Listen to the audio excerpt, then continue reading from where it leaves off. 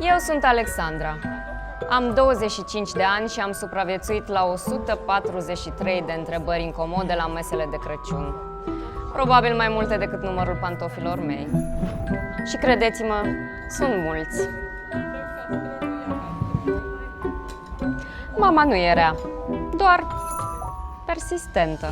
Iar dacă există ceva la care nu renunță, e abonamentul ei neoficial la Sephora. Parfumul ei intră primul în orice încăpere. Ea vine imediat după. Tata, inginer în viață, analist în familie. Întotdeauna are un sfat pe care nu l-a cerut nimeni. Și un device nou care bipăie exact când nu trebuie.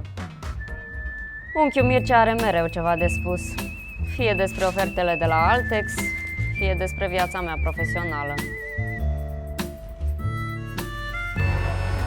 Bunica are accesorii elegante și o limbă mai ascuțită decât acul cu care își prinde broșa. În fiecare an, acești oameni minunați lansează întrebări letale, social vorbind. Și? Tu? Tot singură?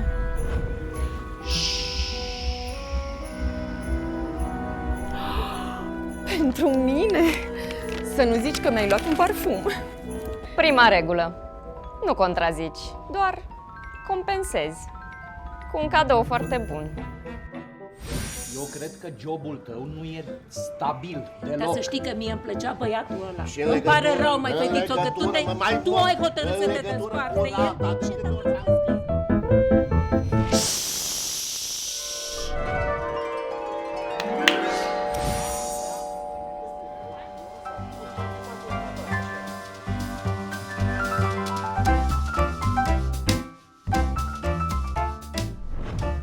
În sfârșit, unchiul Mircea tace.